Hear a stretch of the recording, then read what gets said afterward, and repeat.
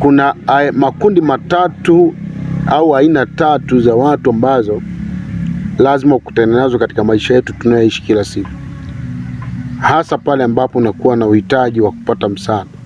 Kundi la kwanza ni watu ambao watakusupport, watakushauri, watakushika mkono pale utakapoanguka katika kuyaendea mafanikio yako, bila kujali kwamba wanapata faida au maslahi baadaye au sasa. Hawa mara nyingi wanasema ukweli kabisa bila kupindisha.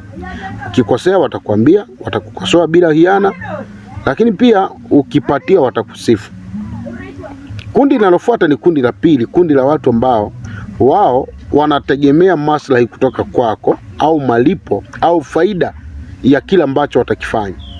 Chochote atakachokitumia, iwe ni nguvu, muda au wakati ambao utautumia kwako, lazima baadaye utalipia. Huyo yupo tayari kujitoa, kukusifia hata pale ulipokosea, ili mradi wewe ufikie adhima yako, ili yeye apate maslahi. Kundi la tatu ni kundi la watu ambao wao hata upatie, hata ukosee, wao kukusifu au kukukosoa haiwahusu.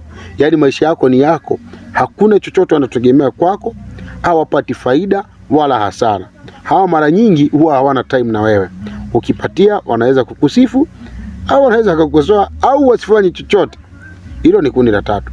Sasa niambie kwenye comment hapa, ni kundi gani hatari zaidi kwa mujibu wa maelezo niliyoeleza, na ni kundi gani ni bora? Na je, wewe uko kwenye kundi gani? Niambie hapa kwenye comment.